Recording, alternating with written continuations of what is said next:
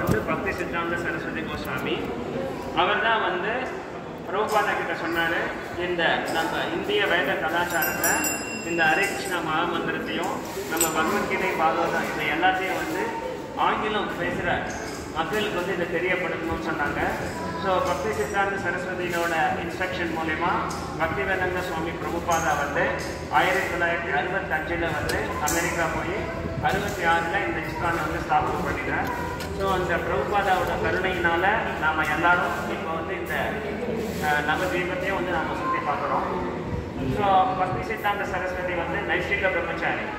அவருடைய வாழ்நாள் ஃபுல்லாக அவர் வந்து திருமணம் செய்துக்காமல் அவர் வந்து சன்னியாசம் எடுத்தார்.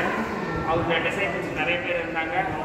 இந்தியா முழுக்க நிறையா பிரான்ச்சஸ் ஓப்பன் பண்ணி இந்த பக்தி இதை வந்து எல்லாருக்கும் எடுத்து சொன்னார். அப்புறம் ஒரு தடவை அவர் என்ன பண்ணாருன்னா, வீட்டில் வந்து சின்ன பையனாக இருக்கும்போது ஒரு மாம்பழம் வச்சுருந்தாங்க. அந்த மாம்பழத்தை வந்து வீட்டில் இருந்ததை எடுத்து சாப்பிட்டார். அதுக்கப்புறம் தான் அவருக்கு தெரிய வந்தது, அந்த மாம்பழத்தை வந்து பகவானுக்கு நைவேத்தியம் பண்ணலை அப்படின்னு. உடனே என்ன ஆயிடுச்சுன்னா, சின்ன பையனாக இருக்கும்போது பண்ண அந்த தவறுக்கு தன்னுடைய வாழ்நாள் முழுக்க வந்து அவர் மாம்பழம் சாப்பிடுறார். மாம்பழம் வந்து கிங் ஆஃப் ஃப்ரூட். அந்த ஃப்ரூட்டையே வந்து அவர் எதுக்காக சாப்பிடலன்னா, நமக்கெல்லாம் என்ன இது மூலியமா உணர்த்துறாருன்னா, நாம் வந்து பகவானுக்கு நைவேத்தியம் பண்ணாத எதையும் சாப்பிடக்கூடாது. சில பேர் என்ன பண்ணுவாங்க, பிரசாதம்னா ஏதோ கொஞ்சம் கொடுக்கணும், கொஞ்சம் நாள் நம்ம சாப்பிடணும்னு நினைப்பாங்க. ஆனால் நம்ம என்ன பண்ணுறோம், நம்ம அகில உலக கிருஷ்ண வைத்திய இயக்கத்தில் பிரசாதத்தை தவிர வேறு எதுவும் சாப்பிட்றதில்லை.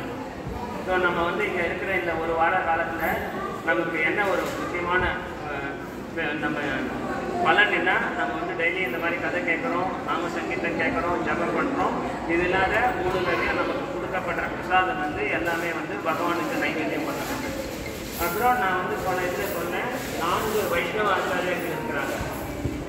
சம்பிரதாயம் வந்து நிறைய விதமான சம்பிரதாயங்கள் இருக்குது. இதில் வந்து அங்கீகரிக்கப்பட்ட சம்பிரதாயம், போனஃபைட் சம்பிரதாயம் வந்து 4 தான் இருக்குது. அந்த 4 ஆச்சாரியர்கள் வந்து இந்த டெம்பிளில் நம்ம இப்போ படிக்கிறோமா பண்ணி வந்தோம்னா அந்த 4 ஆச்சாரியர்களை பார்க்கலாம். அங்கே பார்த்தீங்கன்னா ராமானுஜாச்சாரியா இருக்கார். நம்ம சவுத் இந்தியாவில் எல்லாரும் ராமானுஜாச்சாரியா ஃபாலோ பண்ணுறவங்க.